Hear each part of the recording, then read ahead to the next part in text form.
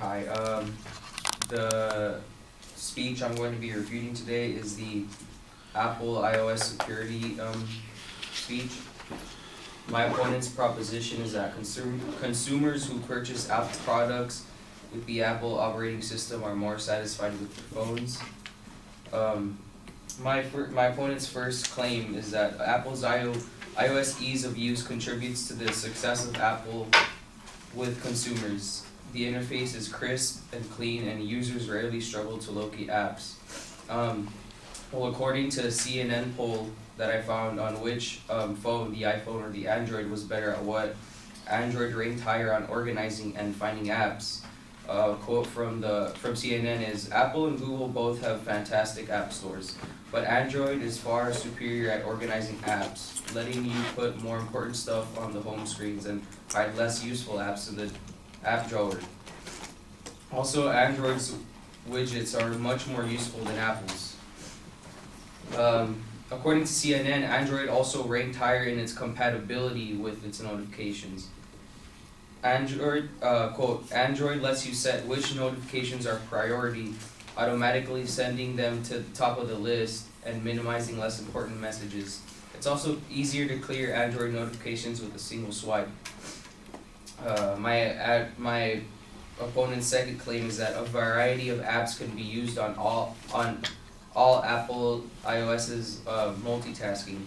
Well, according to Android Authority, Samsung, a company that uses Android, has multi-window where you can view multiple apps at once. As were an iPhone, you'd have to exit out and look at another app and keep flip-flopping. My opponent's third claim is that Apple's commitment to privacy and security for its users is a major instrument in its continued success. Well, according to a study from CNET.com, the Touch ID on iPhones is still vulnerable to being hacked. Quote, "When Apple first introduced the Touch ID fingerprint reader as an added security measure in the iPhone 5S, security researchers quickly demonstrated that a decade-old technique could be used to spoof a fingerprint and unlock the phone.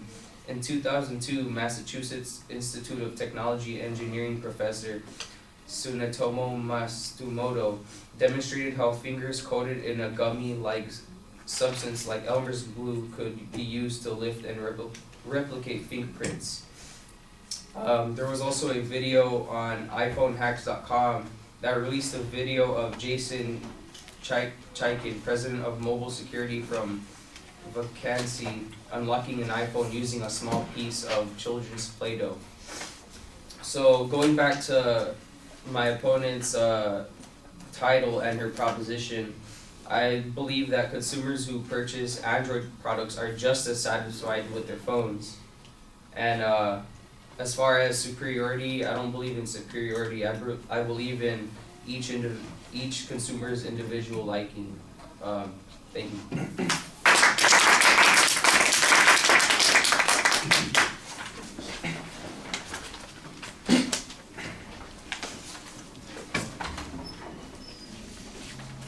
Did you need hers too? Or? No, I just needed yours.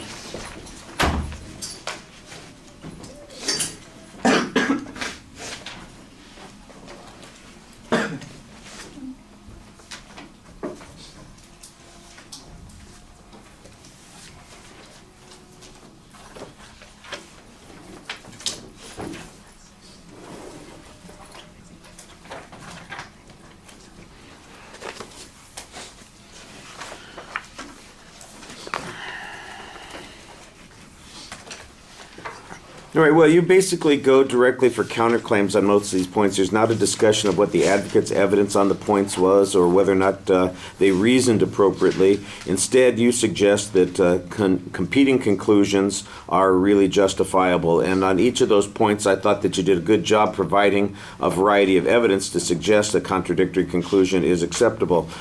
There's the consumer satisfaction polls that you cite from CNN on the first point that does a very good job, and you've got the one thing that mentions that that people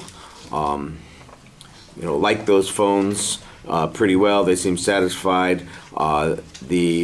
There were some some discussion of there was actually an evaluation from a website that suggested that the Android apps are better organized and easier to utilize. There's a nice transition on the second point that talks about multi-window tasks versus the iPhones having to jump back and forth between windows or screens in order to be able to do that. I thought that was a good point that specifically addresses one of the issues that the advocate brought up.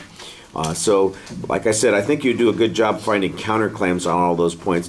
If you did a little bit more contrasting on some of the arguments the advocate presented, I think that would make your argument a little bit more solid and convincing, but I think those are good responses. And the same thing is true on the last point when you're talking about security issues. Although there may have been additional security issues that the advocate talked about, I don't know that just the Touch ID was the one thing that was relevant here. That was definitely one thing that got mentioned, but I'm not sure that it was the only thing that involved security issues for the iPhone. And if we were having a debate on this issue, I imagine that the advocate would be quick to point out if there were, in fact, other things. Because there's not much of a summary of what the advocate's argument on that point was, I don't quite remember. I'd have to look at their outline or look back at the speech to see. I thought you did a pretty good job, like I said, finding counterclaims. I think you could be a little bit more forceful in talking about the quality of the argument made by the advocate themselves, but you did the right kind of research, definitely. All right, thank you.